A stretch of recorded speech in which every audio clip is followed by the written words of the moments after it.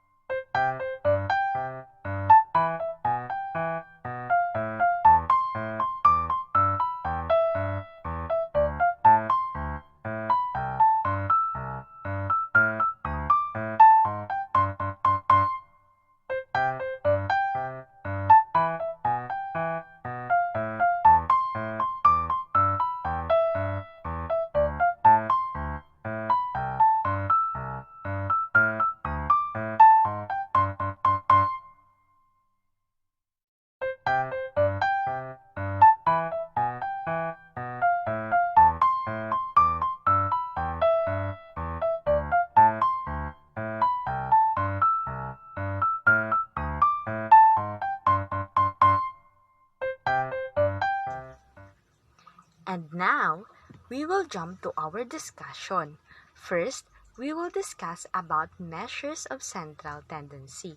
When we talk about measures of central tendency, it has something to do with the center or middle, meaning these are numbers or figures land somewhere in the middle. Defining measures of central tendency, it is the numerical descriptive measure which indicate or locate the center of a distribution or dataset. Now, let us move on to the three main measures of central tendency, which are the mean, median, and mode. First is the mean. The mean or average is the most popular and well-known measure of central tendency. It can be used with both discrete and continuous data. The mean is equal to the sum of all the measurements divided by the number of measurements in the set. In this case, we have its formula.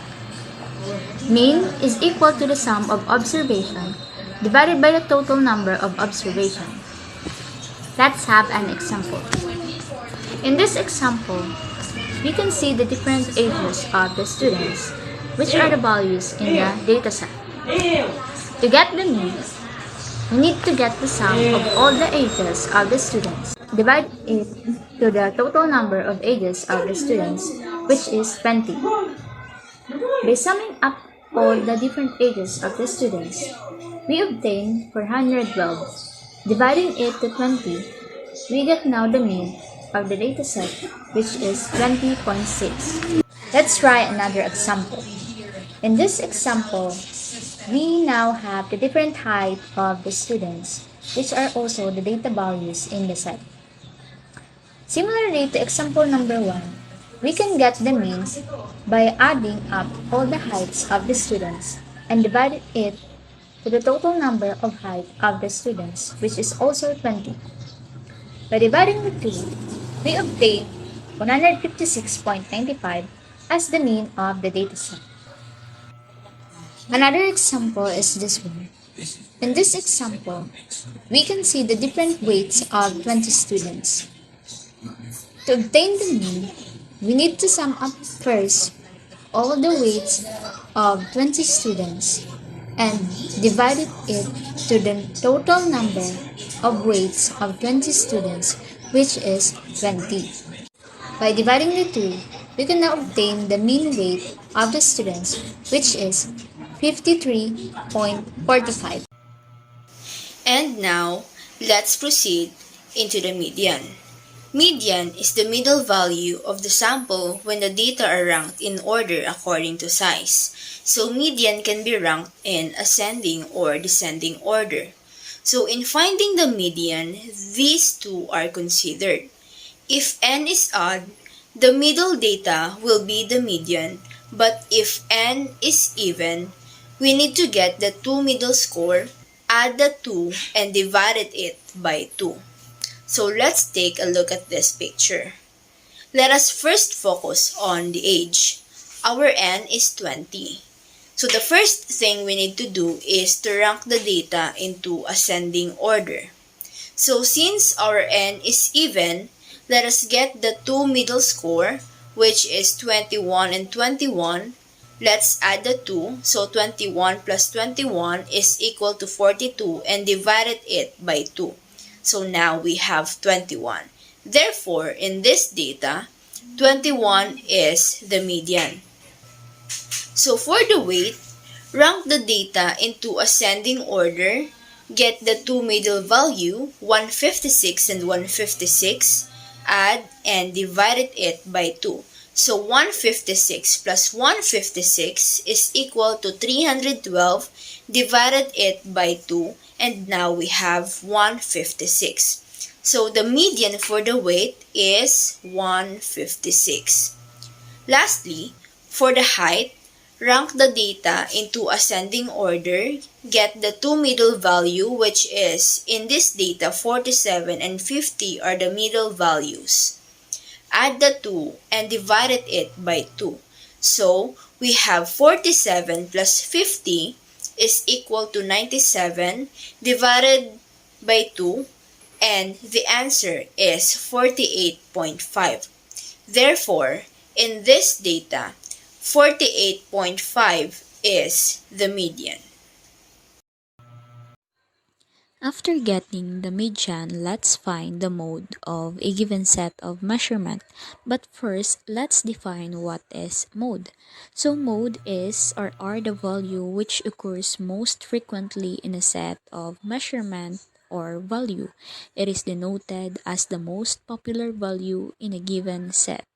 It also has its type. We have 4 types. The first one is the no mode. It simply means that the data having equal frequency or observation.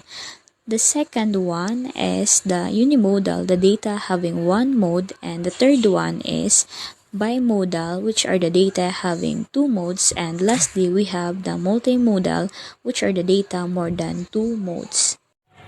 To understand how to get the mode of a given set of measurement, let's give an example. So, using the collected data we gathered from our classmate, we get the age, weight, and height. So, as you can see in the table, we have the first example. Let's find the mode in the student age. Here are some tips to easily get the mode. First is list. List down the value from least to greatest. Another is remember that mode occurs the most. So in the table, the mode and age of our classmate is 21 because it occurs the most. Another example we have is, as you can see, the weight in kilogram. The first thing we do is list the given from least to greatest. And we also highlighted the most occur weight, which is 156 kilogram.